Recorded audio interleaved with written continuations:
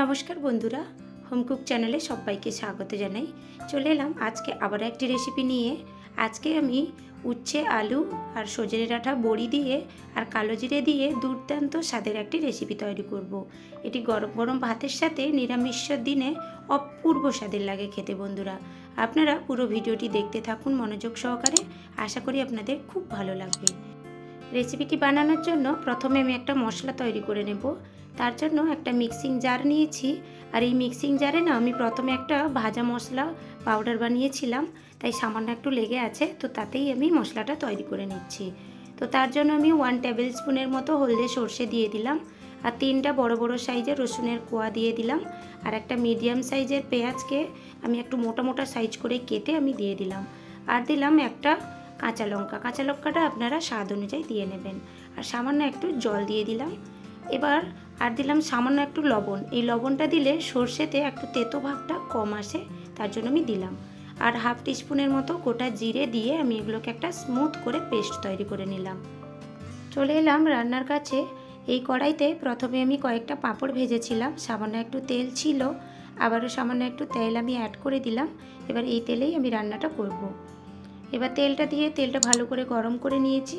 এবার ওই বড়িগুলো আমি এক এক করে দিয়ে মিডিয়াম ফ্লেমে উল্টে পাল্টে একদম লাল লাল করে বড়িগুলোকে ভেজে নেব।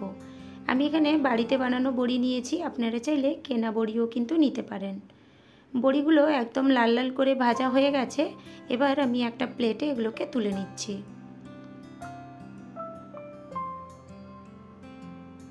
সমস্ত বড়িগুলোকে আমি এক এক করে প্লেটে তুলে নিয়েছি। দেখুন, ঠিক এইভাবে আমি লাল লাল করে একদম বড়িগুলো ভেজে নিয়েছি। এবার আমি রান্নাটা করব। তার জন্য আবারও কিছুটা পরিমাণ আমি তেল অ্যাড করে দিলাম। তেলটা গরম করে নিয়েছি ভালো করে। এবার হাফ টিস্পুনের মতো দিয়ে দিলাম কালো জিরে।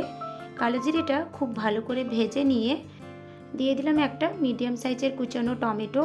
এবার টমেটোটা দেওয়ার পরে দিয়ে দিলাম সামান্য একটু লবণ। লবণটা আপনারা স্বাদ অনুযায়ী ইউজ করে নেবেন। আমি তরকারিতে পরে আর লবণ ইউজ করব না, ওই জন্য আমি একসাথে লবণটা ইউজ করে নিলাম। আর কয়েকটা গুঁড়ো মশলা অ্যাড করলাম। তার মধ্যে দিলাম হাফ টিস্পুনের মতো ধনে গুঁড়ো, আর হাফ টিস্পুনের মতো দিয়ে দিলাম হলুদ গুঁড়ো, আর দিয়ে দিলাম স্বাদ মতো লঙ্কার গুঁড়ো, আর দিয়ে দিলাম স্বাদ মতো একটু চিনি। এবার সমস্ত মশলাগুলোকে নেড়ে চেড়ে খুব ভালো করে আমি একটু ভাজা ভাজা করে নেব। পরিমাণ মতো লবণটা অ্যাড করে দেওয়ার ফলে টমেটোগুলো খুব ভালোভাবে গলতে শুরু করেছে। এবার টমেটোগুলো খুব ভালোভাবে গলে গেছে, আর মশলাটাও খুব ভালো করে ভাজা ভাজা করা হয়ে গেছে। এবার আমি ওই সজনে ডাঁটা, উচ্ছে, আলু ওইগুলো আমি অ্যাড করে দেবো।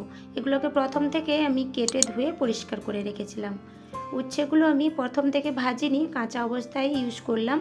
আপনারা চাইলে উচ্ছেগুলো প্রথমেই একটু ভেজে নিতে পারেন, মানে বড়ি ভাজাটার পরে উচ্ছেটাকে একটু ভেজে নিতে পারেন। এবার গ্যাসের ফ্লেমটা মিডিয়ামে করে উচ্ছে, আলু, বড়ি আর মশলার সমেত খুব ভালো করে 2 মিনিটের মতো আমি নেড়ে চেড়ে একটু ভালোভাবে কষিয়ে নেব। আর এই সজনে ডাঁটা প্রায় এখন শেষের পথে। আপনারা চাইলে খুব তাড়াতাড়ি এই রেসিপিটি তৈরি করে নিতে পারেন সজনে ডাঁটাগুলো শেষ হয়ে যাওয়ার আগে। এখনও কিন্তু মার্কেটে কম বেশি একটু পাওয়া যেতে পারে। এবার আমি ঢাকনা দিয়ে প্রায় 2 মিনিটের মতো লো ফ্লেমে রেখে দিয়েছিলাম।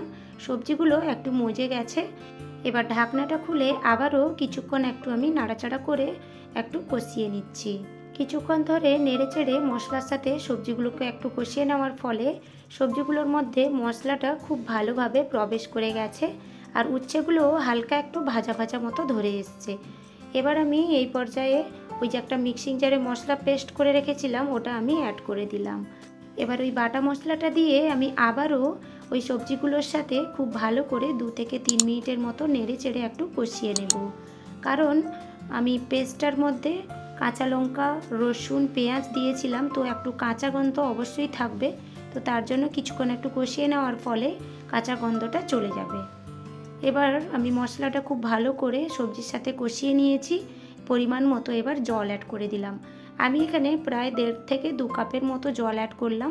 আর রান্নাটা একটু হালকা পাতলাভাবে বানাবো, তার জন্য আপনারা আপনাদের কোয়ান্টিটি অনুযায়ী জলটা কিন্তু ইউজ করে নেবেন।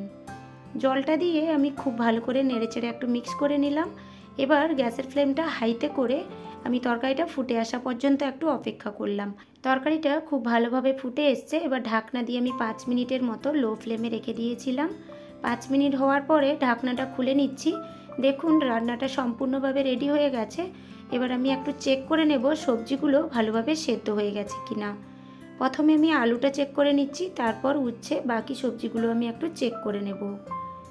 উচ্ছেটাও কিন্তু খুব ভালোভাবে সেদ্ধ হয়ে গেছে। এবার এই পর্যায়ে আমি ভেজে তুলে রাখা যে বড়িগুলো ওগুলো অ্যাড করব।